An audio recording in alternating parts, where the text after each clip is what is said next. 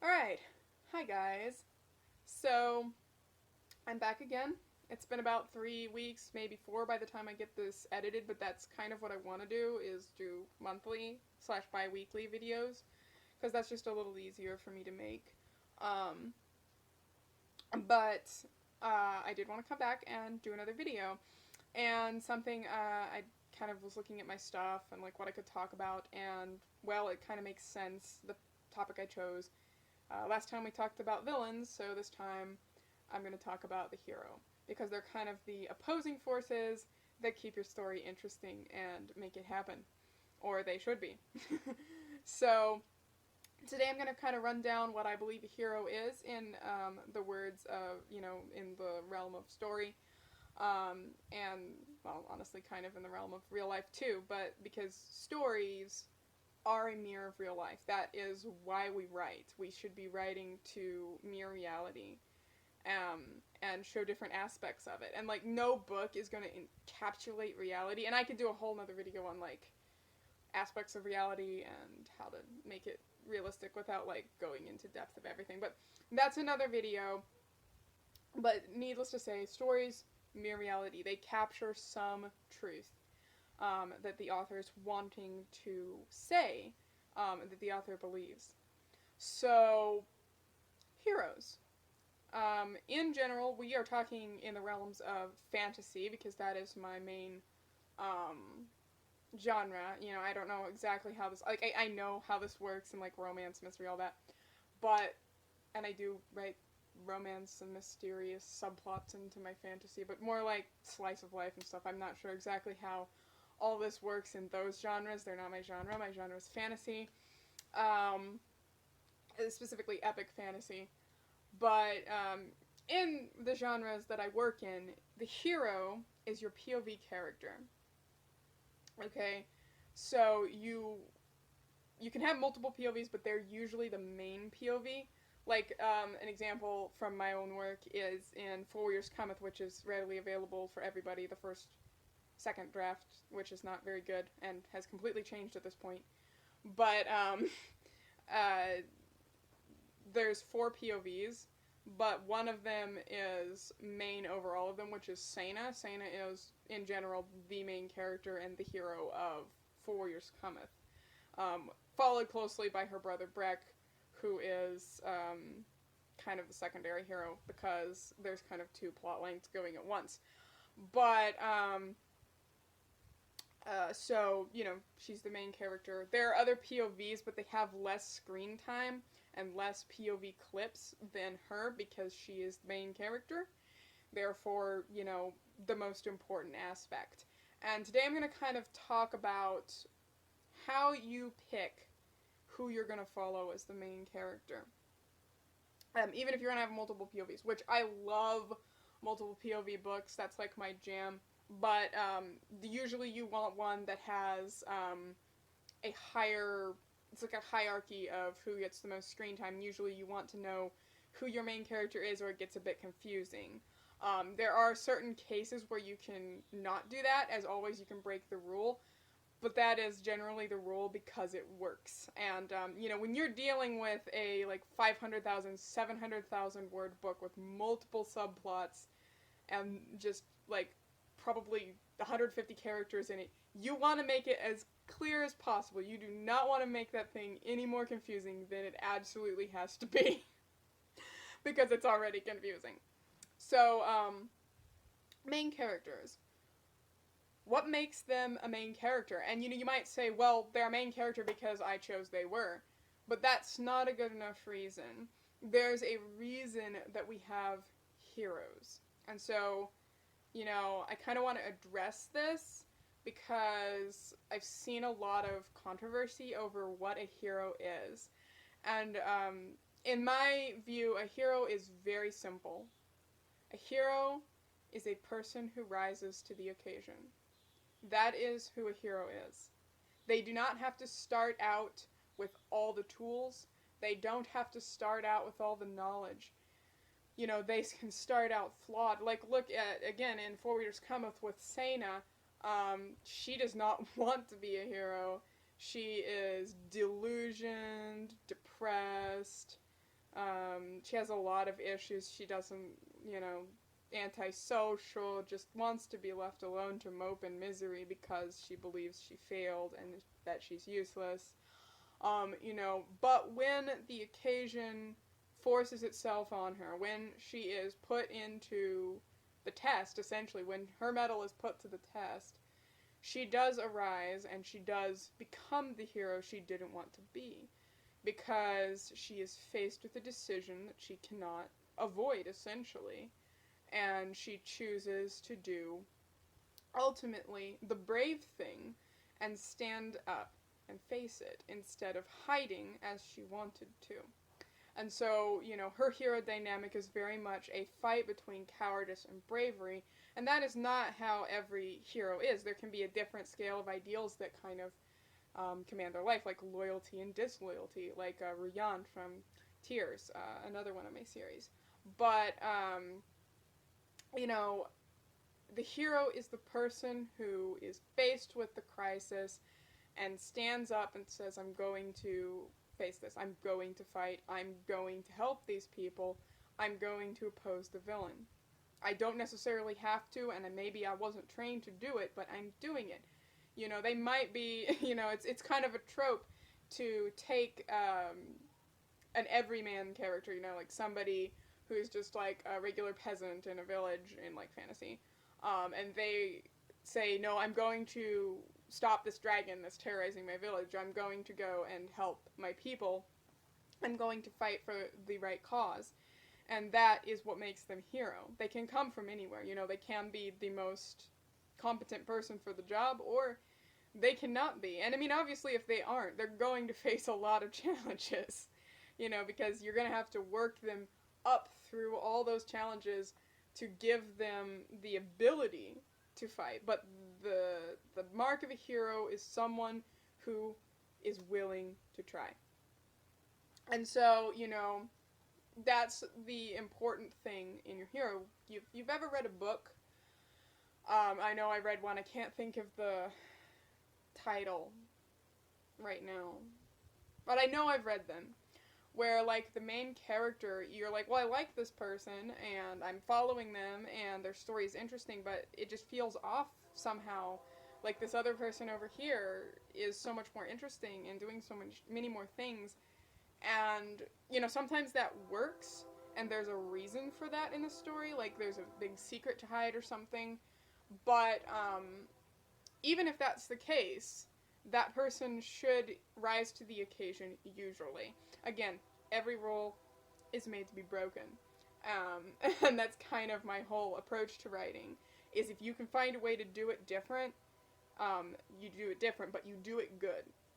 Don't do it different just to be different. If you have something to say with how you're doing it, then that's fine, but know what you have to say. So that's kind of just my approach to that. But the heroic journey is that acceptance of the call to adventure, and then the slow progression of becoming a hero. Because that's really the interesting thing about heroes, is generally when they begin their story, they are not the hero. They are not who everyone else around them is going to say, that person right there, that is the hero. And sometimes they do, like in Four Warriors Cometh, where everyone's like, you're the hero, Sena, and Sena's like, no, I'm not. And it kind of goes from there. Sena's like, I don't want to be. And so that's called a reluctant hero. But yeah, the question, I suppose, would be how you find this hero. And usually it comes pretty naturally, because you just kind of build the story around them. At least this is how I do it. Because I always build off of my characters. Like, I have this great idea for these characters, and I'm like, oh, cool, I wonder what kind of world they would populate. And then I just build the world off of them, like my dystopian Dream of Avalon, which I probably won't actually write for like 6 years, but it's brewing in here. It'll come out someday. I always knew Shalom was the main POV of that book just right away when I made him, and usually that's how it is with me. I'm kind of weird. I think I've listened to some videos on like writing styles, and I think I fall most into the intuitive pantster version. I just kind of know when things work and they don't, and this is probably, I'm not saying I'm like this magical being. No, I just have done this for so long, and this is how I taught myself to do it, because I didn't have any help. I'm self-taught, that I just have become very aware of what works and what doesn't. So, I just kind of knew from the beginning Shalom was going to be the hero of Dream of Babylon, and it's, like, 2 sequels. But the point is, how would you find your hero if you don't have all that weird experience that Sena has had? So, the video is gonna die soon, so I'm gonna change it, and I will get into that. So, how you find a hero. And, like, again, like I said, I've never really done this. I've done it wrong. This is kind of interesting. When I wrote The Warrior's Beginning, the book I just finished, when I wrote the second draft of it, because what I just finished is essentially a third draft, but I have done it wrong, and I thought Tynek was going to be, if you guys have followed my stuff, you know who Tynek is, but, I thought he was going to be one of the heroes of that book, and he really isn't. So, you know, I've gone through this, and so the key to finding who your hero is within your roster of characters is, okay, who is going to respond to the story?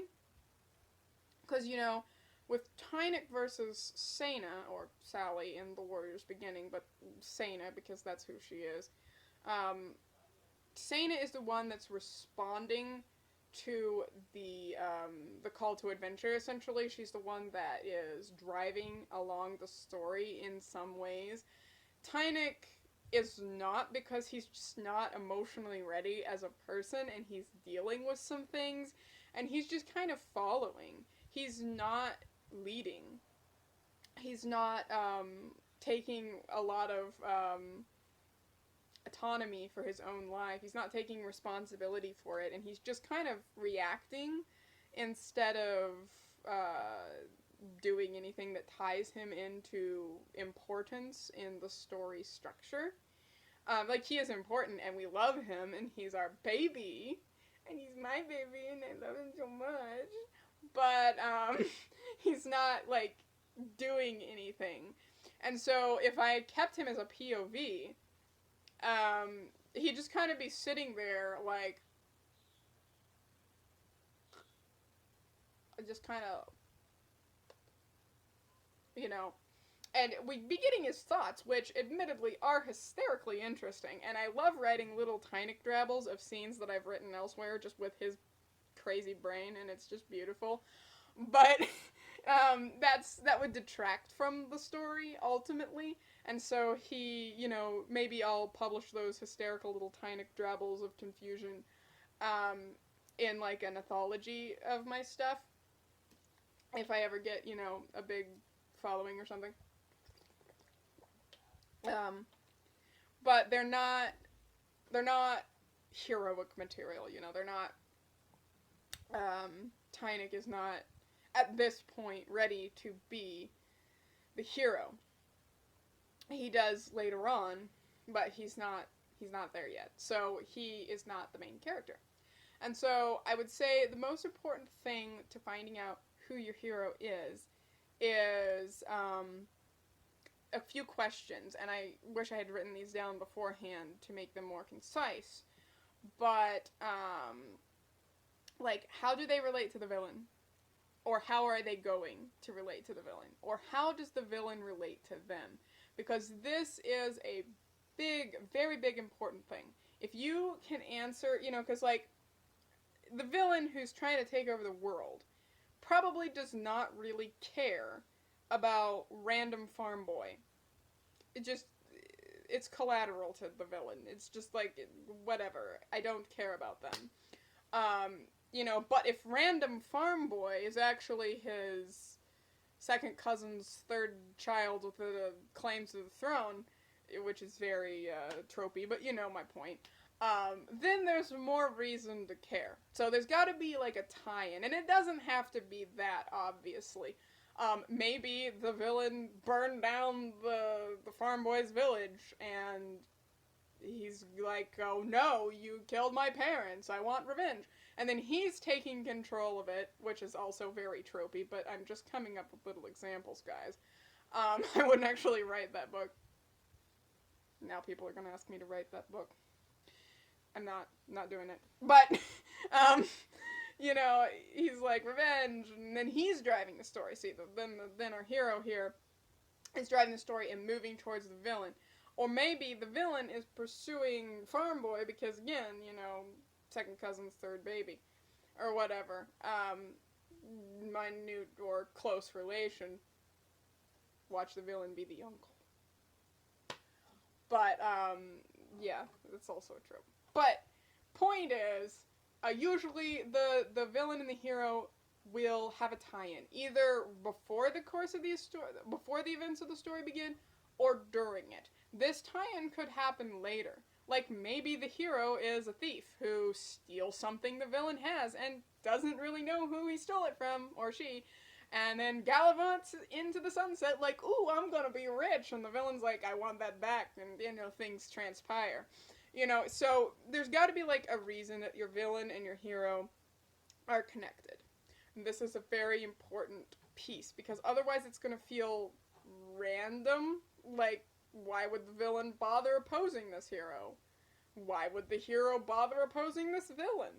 Okay, maybe they're burning down all the farms, but, you know, outside of altruism or just basic survival, it's not as interesting as my point. There's usually a tie-in between your villain and your hero. However small.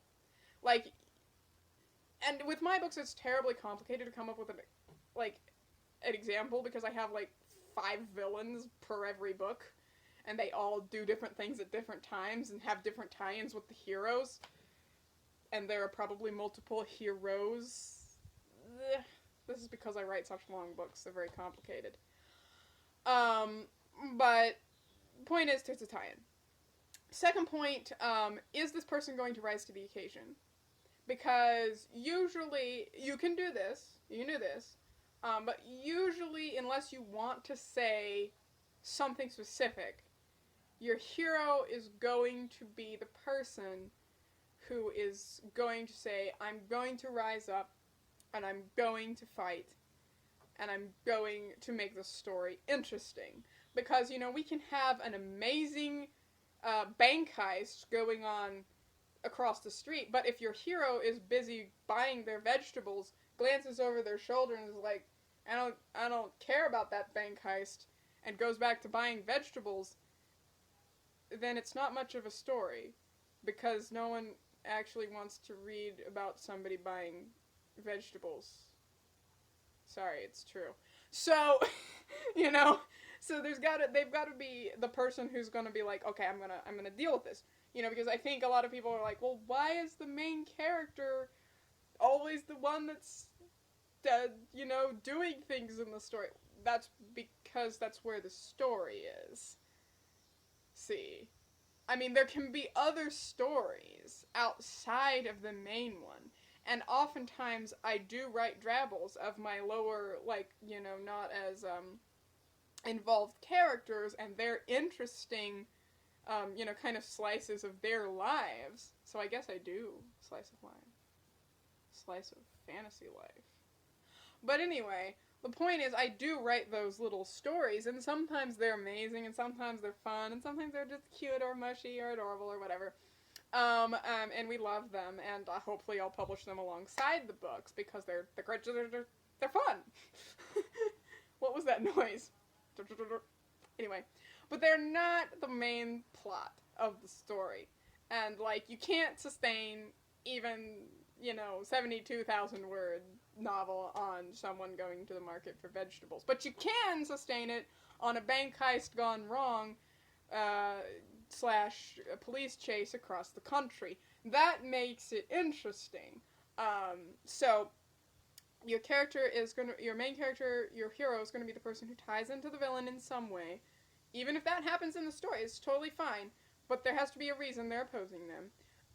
They're also going to be the person who answers the call, and is like, yes, I will be a part of this story. And let's see the one. I feel like there's another one. You know, they're going to be, in general, and this can be broken. This is not as important. Those two are basically your clinchers. Um, are they tied to the villain, and are they tied to the story? Because the villain is usually driving your plot, and your plot is your story. And if your main character is completely divorced from both of those things, then it's like an alien in a shopping mall. It looks out of place, is the point. So the third one is you probably want this person, your hero, to have redeemable qualities. Even if they're kind of a dark hero, like Azul, the person I'm writing right now, the hero I'm writing right now. She's not necessarily the nicest person you've ever met. She's blunt, she's to the point, she's very driven, she's very focus-oriented, she doesn't really care about your feelings, she's just gonna get the thing done. But there has to be something that brings in humanity, that makes us interested. It's just like the villain, because exactly like the villain, as I said in last video, the hero is a person. Every character in your world is a person, and each one of those people have intricate stories, even the random guard. Now, obviously, you're probably not going to explore the random guard, in case you do. Like, sometimes random people in my stories are like, hey, I'm a part of it now, and I'm like, really? You're gonna make this longer? But they are, and they do that. So, you know, but usually, not usually, they always are people. And the hero, we have to remember, just as important as the villain, they are people. And the things that happen to them affect them, and change them, and shape them throughout the course of the story. And, usually a heroic storyline, and this is not always the case, but generally they learn something, and this is called the man who learned better um, plot line. And this doesn't mean the bad man learned better, it could mean the good man learned better than he was. So, you can have a hero that starts out genuinely good, like our tiny little boy Brick, who starts out as this adorable little child who was just like, fairies and happiness. And then at the end of the book, he's like, I'm gonna go with the creature who everyone else is gonna call evil and wicked because I know he's not, and I believe in him, and I'm going to help him because I believe in his cause, and I want to do this. I'm taking control of my own life. And, that's Breck's story. And so he learns better, he learns that there's more to the world than this tiny little village that he lived in. And he also gets real edgy, and it's great.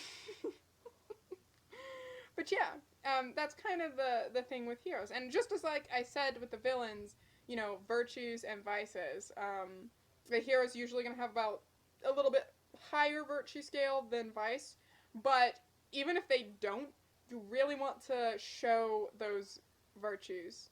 You want them to come out. You want the vices too, but you want all of it to be balanced. And that's kind of the trick with any character ever, is balance. And any plot and anything. But yeah, that's kind of a little overview of like what I think a hero is and how to find them. And like, again, so detailed, we can get into all the discussions. I'm so sorry, guys. I tried to link that PDF file, and it didn't work, and I don't know how to make YouTube do it. So I'm thinking about making a villain. Well, we're gonna just keep making that mistake, aren't we? No, I'm thinking about making a video on the little guide I have, the Mary Sue Avoidance Guide. and kind of running through all the points and telling you like how I would do it, or maybe filling it out on screen, which would be kind of fun. We could do it for someone. Oh, I have a great idea. Vote in the comments. Put your comments down below. Who do you, which of my characters, any of my characters, do you want me to fill out in the little Mary Sue avoidance guide for the next video? Which I will show you guys, because I'm really sorry. I don't know why I didn't do that. I just don't know anything about YouTube, I guess. But yeah, I think that'll be the next one, and then maybe I can delve deeper into, like, the making of a hero, and the breaking of a hero, and the virtues of a villain, and all those kinds of things. But, yeah, thanks for watching. I'm sorry if I rambled a lot, but thank you for watching, and I hope this was informative and interesting. And you guys can always tell me if I was confusing at any point, or anything like that. And, of course, you know, I'm fine with respectful disagreement in the comments, you know. Every author's approach to writing is a little bit different, and I'm here to tell you mine. So, thanks for watching, guys. I hope you enjoyed. See you in the next one.